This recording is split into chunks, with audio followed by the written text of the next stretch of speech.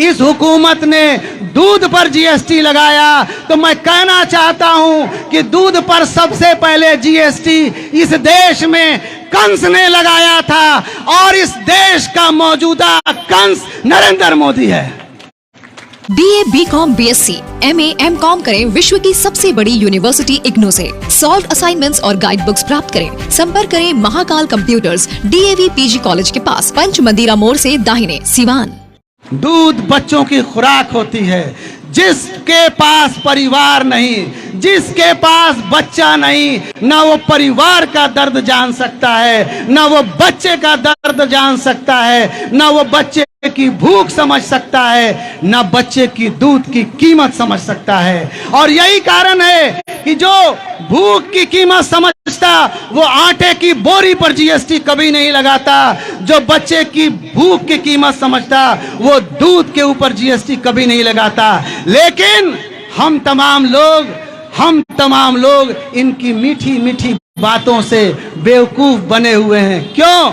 इसलिए एक खेल चलाया जाता है टेलीविजन पर, हिंदू और मुसलमान के मुर्गा की लड़ाई का, और हम लोग उस मुर्गे की लड़ाई को बड़े ही गंभीरता से अपने रात के रोजाना 1 घंटा उस मुर्गे की लड़ाई को देख करके अपना समय बर्बाद करते हैं। साथियों, मुर्गे की लड़ाई का समय नहीं है। देश बिक रहा है, आपका घर बिक जाएगा, आपके बच्चों का भविष्य बर्बाद हो जाएगा। ये वही मोदी सरकार है जिस सरकार ने कहा था कि हम आएंगे तो 2 करोड़ रोजगार देंगे। मैं पूछना चाहता हूं चक्री के नौजवानों से, मैं पूछना चाहता हूं आप तमाम गार्जियन से, आपके घर में कितने बच्चों को इस हुकूमत में सरकारी नौकरी मिली? अगर किसी बच्चे को सरकारी नौकरी मिली है तो यहाँ खड़े हुए लोगों से मैं कहता हूं कि हाथ उठा के बताइए, और नहीं मिली है तो मैं आग्रह कहता हूं कि झूठ के आडंबर को उठाकर फेंक दीजिए।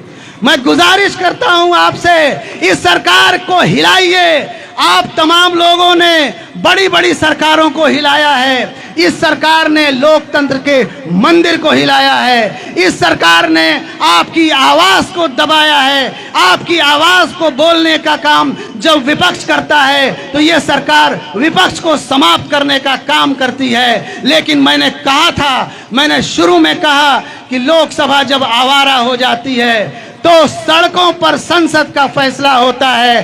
अब आपको इस संसद का फैसला करना है, अब आपको ये क्रांति लानी है, ये आंदोलन का समय है। हिंदू और मुसलमान ये तो खेल खेल रहे हैं। कभी क्रिकेट मैच आपने आईपीएल देखा होगा, ये पॉलिटिक्स का आईपीएल है। इस आईपीएल के चक्कर में मत रहिए, वरना आपका बेटा तो मामूली मुनीब नहीं बन जाएगा, आपका बेटा मामूली शिक्षक नहीं बनेगा, आपका बेटा बैंक की नौकरी नहीं कर पाएगा। लेकिन अमित शाह का बेटा एशियन क्रिकेट काउंसिल का प्रेसिडेंट बन जाएगा। आपका बेटा नहीं बनेगा, अमित शाह का बेटा बीसीसीआई का सेक्रेटरी बन जाएगा।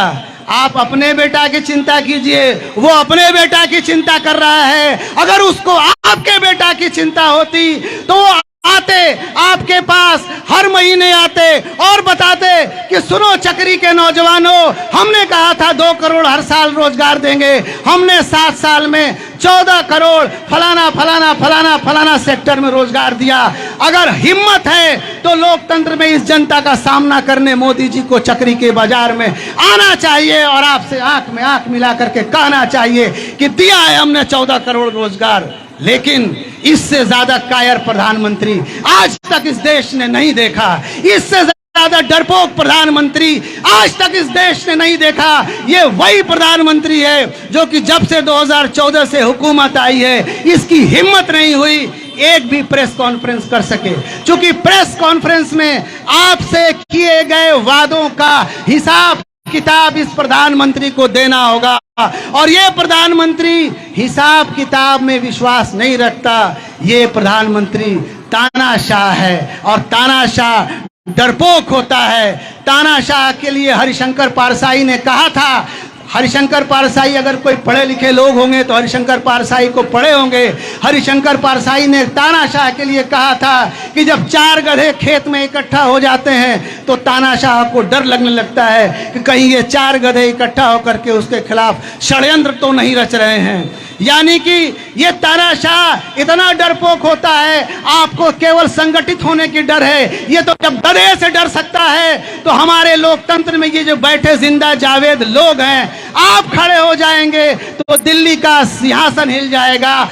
आप खड़े हो जाएंगे, आप अपने भविष्य के लिए खड़े हो जाइए, अपने नौजवानों के भविष्य के लिए खड़े हो जाइए, अपने किसानों के भविष्य के लिए खड़े हो जाइए, अपने देश के लिए खड़े हो जाइए।